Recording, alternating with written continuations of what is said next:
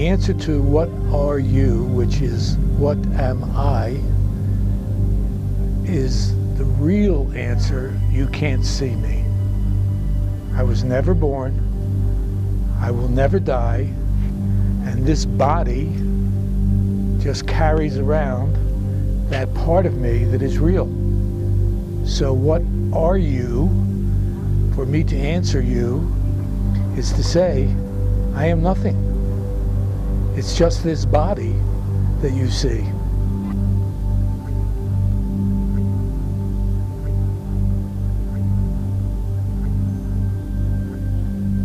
A significant life to me is one that's full of meaning.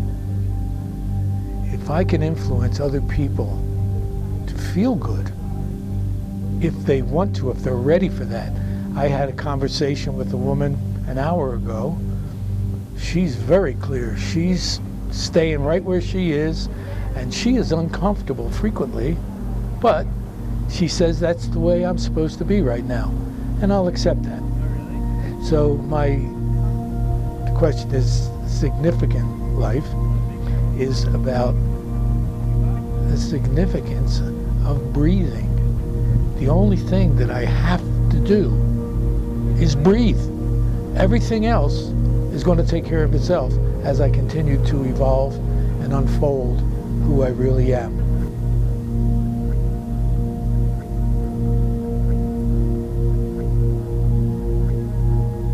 I used to think I had a purpose in life, but I don't. I just am what I am, and I see no purpose now. Just being, like you asked me to do this interview, I could have said, that's my purpose, to be interviewed and reach a lot of people. I don't know that. I'm living in the now. So my purpose is living in the now. What's going to show up later? I have no idea. None. I look forward to change. So my purpose is to just stay comfortable with change. I go with that.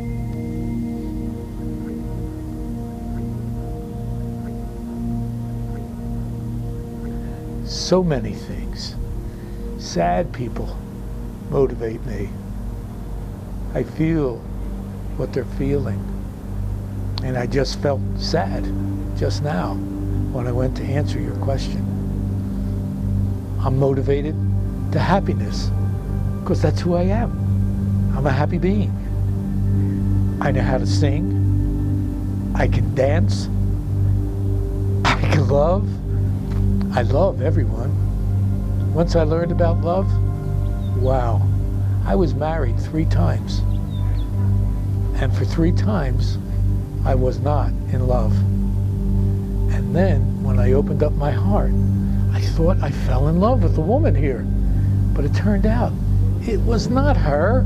It was me that I was loving. What a blessing to learn how to love oneself. Because the conditioning that I received as a child was I wouldn't love myself. If I trusted the adults around me, my older brother, he was 7 years older, used to say, your heart is lard and twice as greasy. For a girl to love you, it won't be easy. My father told me I was a lazy ass. I mean, these are the kinds of input I got, and I didn't know it at the time, but I knew that it was not true, but I was wearing it. My ego was going to use it against me in the future.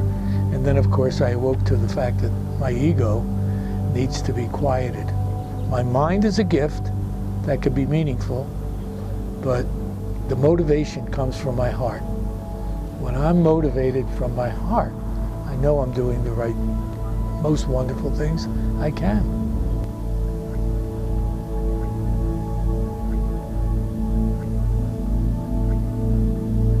There's so much to be learned about what really matters in this lifetime. And the things that matter to me are, I mentioned breathing, to not suffer, to have compassion for those who suffer, and do the best I can to help them get over the idea of suffering. Because what's that for? Buddha, I think it was, that said, you know, once you're awake, you don't have to suffer anymore. You can stop the suffering. Hello, get off the train. Boop. So, what's important? Very little, because my being inside will come back again. I do believe in reincarnation. When the soul leaves, it will return.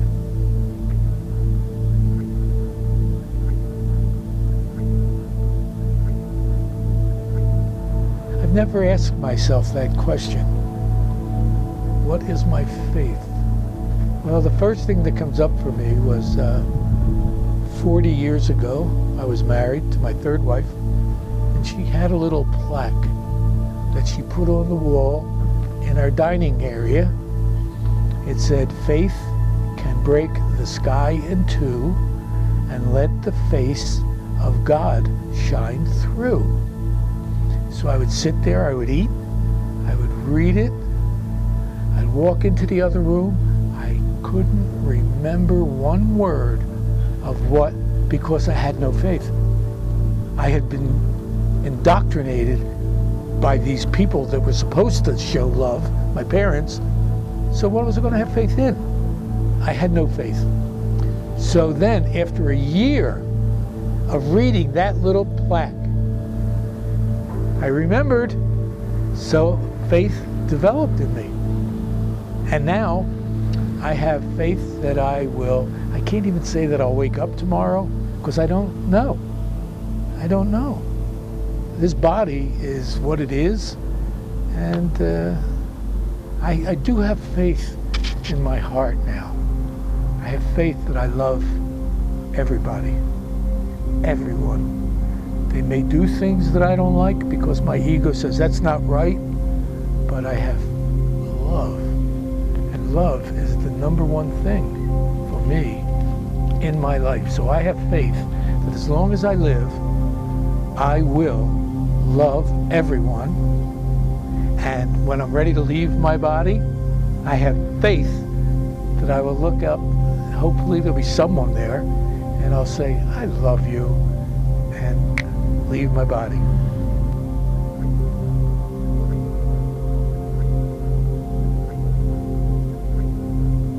I am so happy to say I don't have any fears anymore. My fears are gone, along with my suffering. I don't suffer. Every once in a while I'll think, well, will I have enough money? But I'm not in fear about it. It's just a question that I ask myself, and I always answer the same way. Of course you will. It's just your old way of looking at things that would make me feel as though I'm in fear of not having something. Fear and desire go together.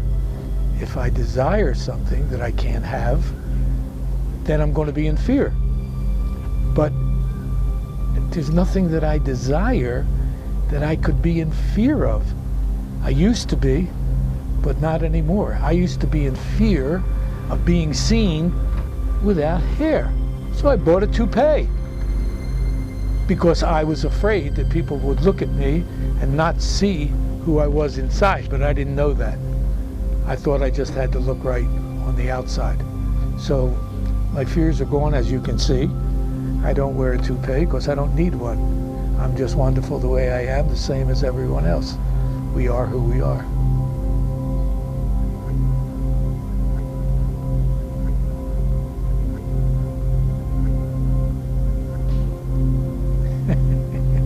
That's a great question.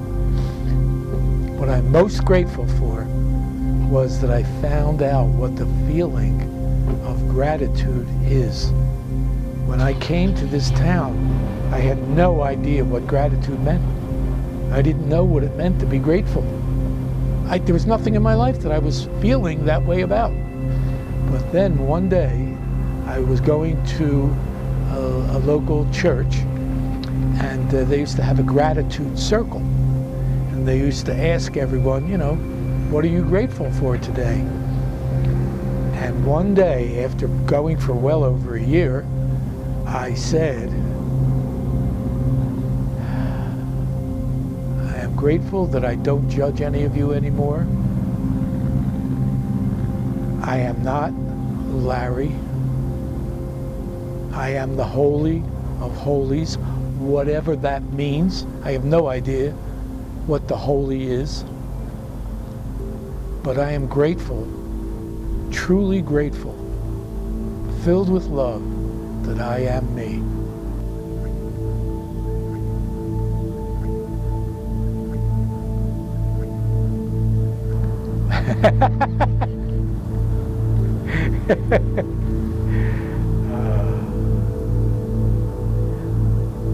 Looking into people's eyes, seeing who they really are in there, is one of my favorite things to do.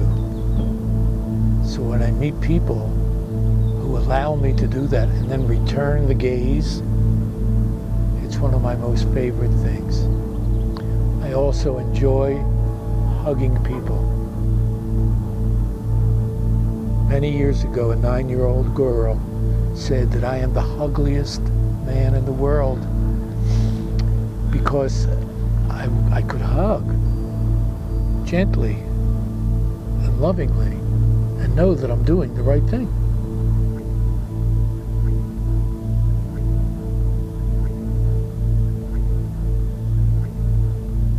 What is the soul?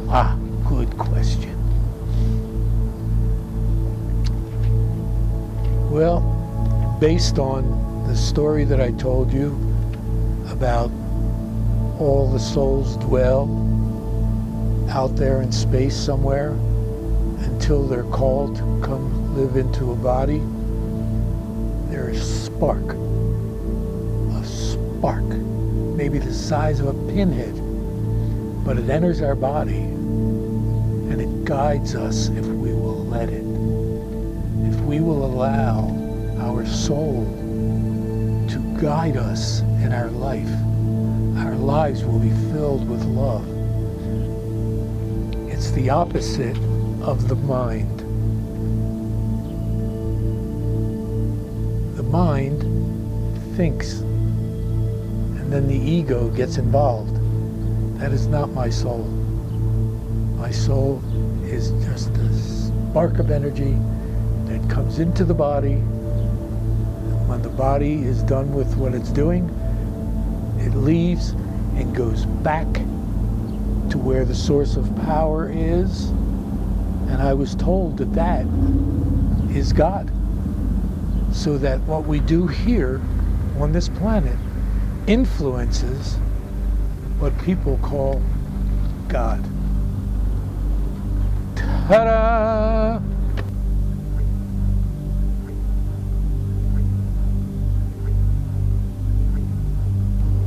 Peace of mind. Period. That's what keeps people sane.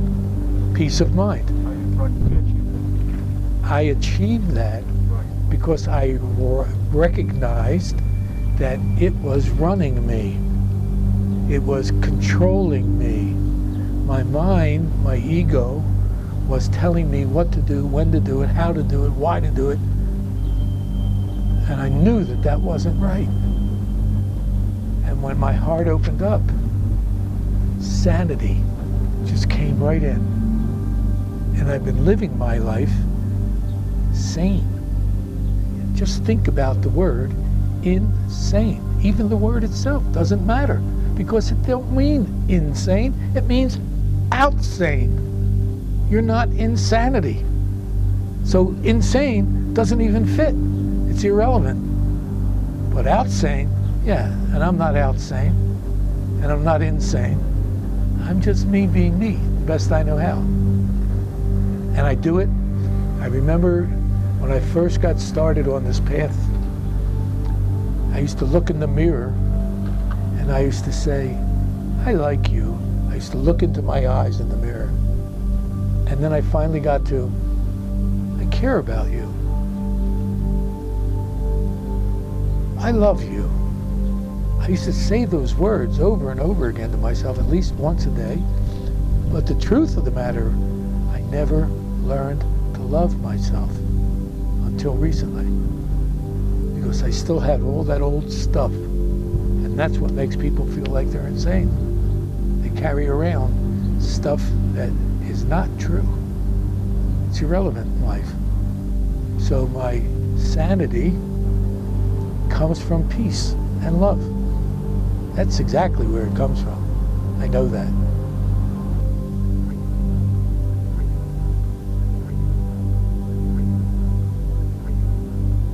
Actually, I had to surrender to my reality because it was different than what I had been living my life.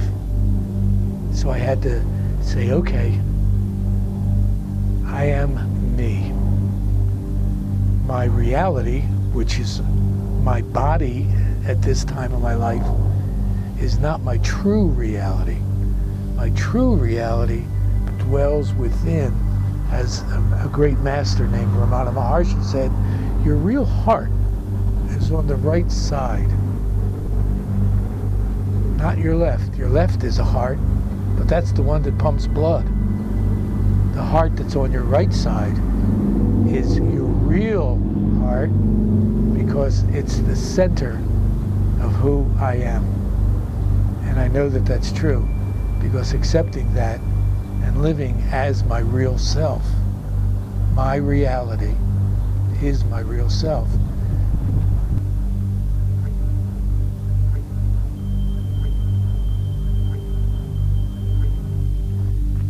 Everyone is the result of their conditioning if they are not at peace. They are still functioning under the results of their conditioning, which is usually their mothers, their fathers, their siblings, and in my case, even my school teacher, my first school teacher. It was what they call kindergarten, children garden. And my first day in that class, I was 5 years old, the teacher said, okay, you have to take a nap. And I was full of energy, so I didn't want to take a nap. And she came over to me and she took me by my shoulders and she slammed me down on this mat. From then on, I never trusted the teachers that what they were going to be telling me could be trusted, because this person was insensitive. And I've learned over the years, most people are insensitive to others only because they were never treated sensitively themselves. They just didn't know what it was to be kind and loving. And speaking of kind and loving, I remember years ago hearing that Jesus said, love your neighbor as yourself. And I lived next door to someone for 5 years. And there was about 10 feet between two houses. And whenever I saw this man, I used to wave. I never knew his name. I didn't care about his name. I didn't know how to love him because I didn't love myself. And that's why to learn to love myself became the primary thing in my life. And that's why I came to Sedona, to open up my heart and to help people get into the now age, get out of the new age. The new age is past. And it happened. I did open up my heart. So the steps along the way, I was married 3 times. The first woman I married, she was pregnant. The second woman I married, it was for money. She would throw bank books on her bed and say, look at that one, that was a... And she would literally, she caught me on my weakness, which was money. And so I married her. And then I got a toupee because I didn't look okay. But that wasn't real. That was just my ego saying, you look better with hair. It's not true. So if I can help men who don't have hair to accept themselves, I'll put out of business all the toupee makers of the world. Because men don't need them. They don't. They think they do in order to do their business, put on a good front, as an actor, whatever. It's unnecessary. All of that falsity. So, and then I met another woman, and I married because she said, well, if you're not going to marry me, I'm leaving. And I got really nervous that she was going to be with somebody else. And I found out later, this is a very profound statement I'm going to tell you. The reason I was afraid that she was going to get with somebody else was because after the fact I found out I wasn't being all that I could be. So I was afraid that she would learn that I wasn't all that I could be, and she would want to be with somebody else because I wasn't real. And that's basically being married to her. That's when the change started in me.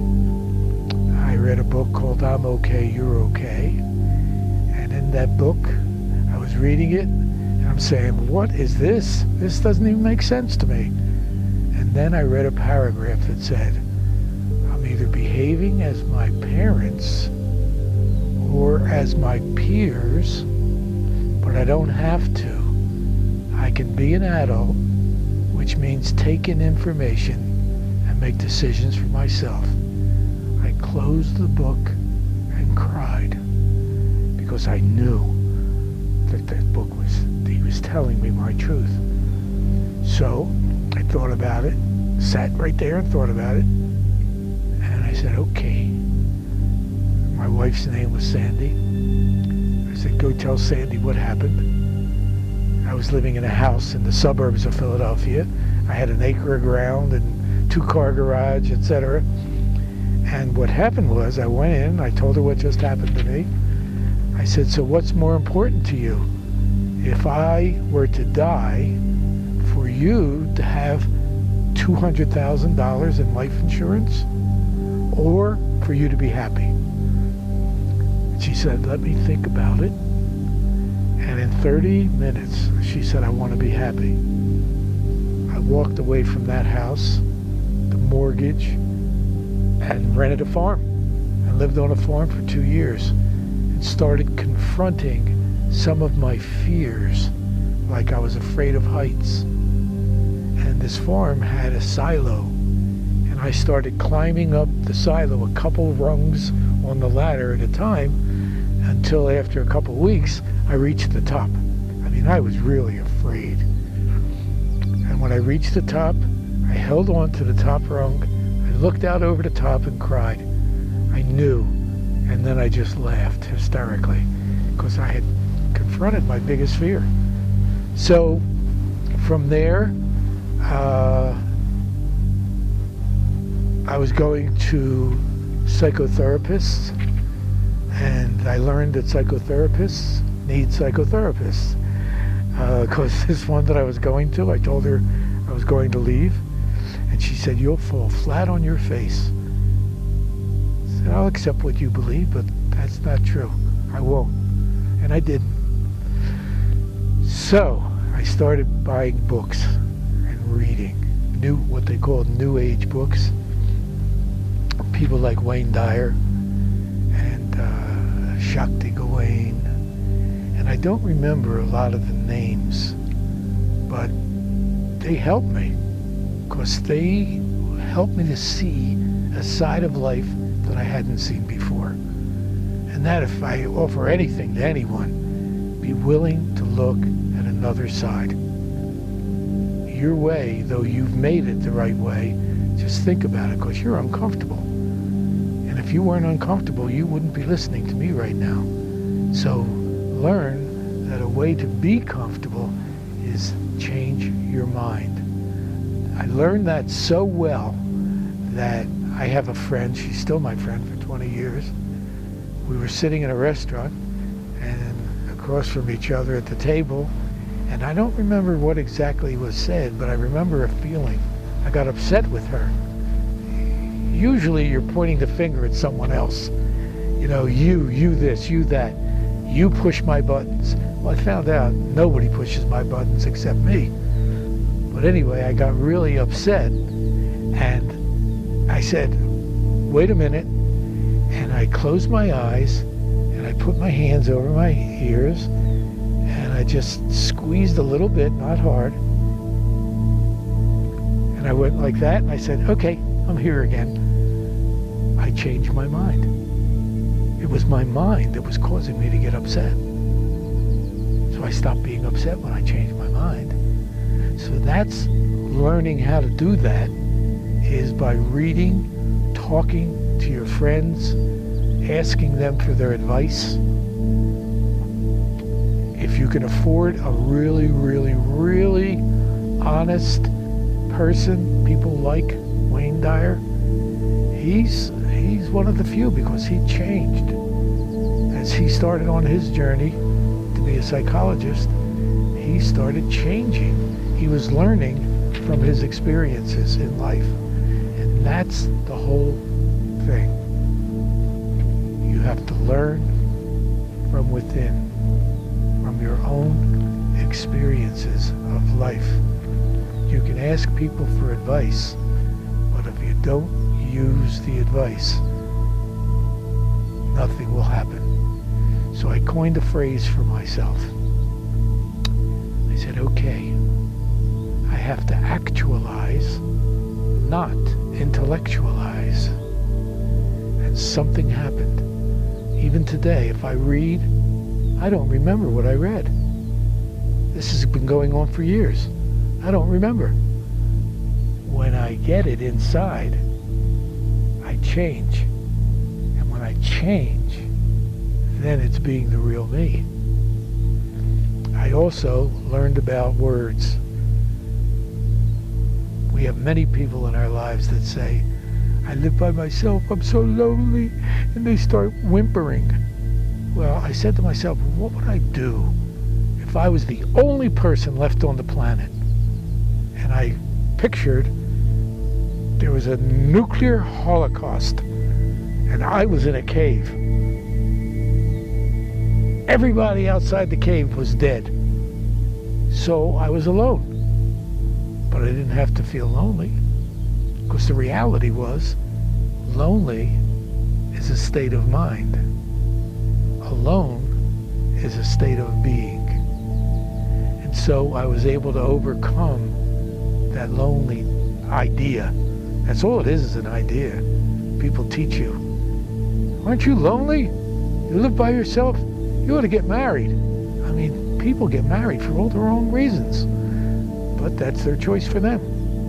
I'm not saying I'm going to change the world, but I would like to talk to everyone who is planning on getting married and why they want to get married, and get an honest answer.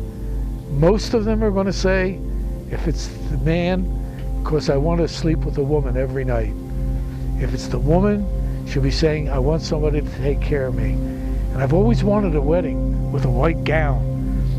I mean, it's ridiculous. It doesn't even make sense. If it were up to me and I was running the world, I would outlaw marriages. You know, you want to be good friends with someone. I read something not that long ago. Husband and wife? No. Love. I remember I read in a book about Findhorn. David Spangler said 1 and 1 make 3.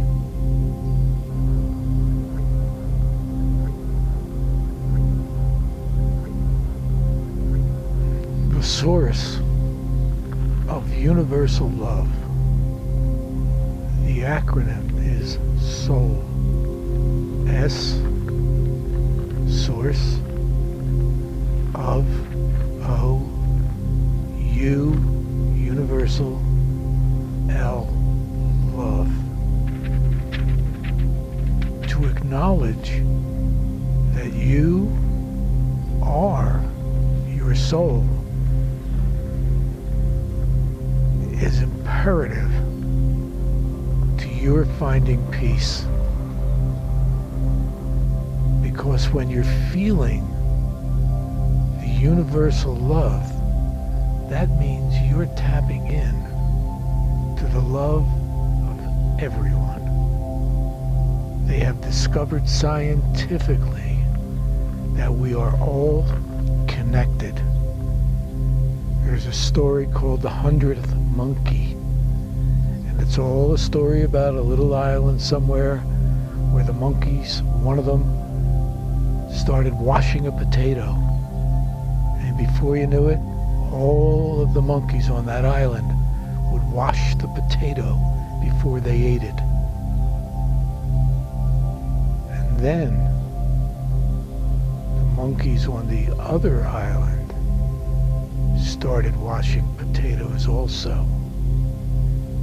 Now that was very profound for me to hear that. It meant to me that we're all in this together. No matter what I do, if I lived from my anger point of view, which I was most of my life, then I would be spreading anger wherever I went. People would feel it.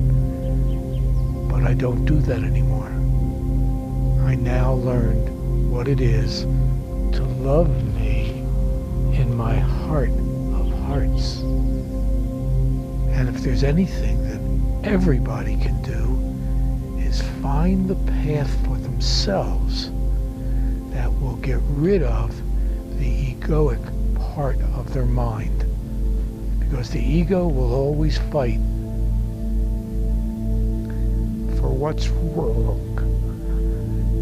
They don't want you to be right because then you won't need them. The ego wants every human being to be wrong so that they can win. The heart, on the other hand, wants you to love. That's why the soul is in your heart and not in your ego. And that's why when it came through to me to be the source of universal love, I knew that that was true. And I delved into it. I knew that the deeper I went into love, I started changing my behavior. I stopped judging people that didn't agree with me. I used to make everyone else wrong, that I was the only one that was right. And that's true for a lot of people. They feel that way about their lives. And that's why husbands and wives fight so much, because they want to be right. But you don't have to be right if you're loved. Just be loved. That's as much as you can be.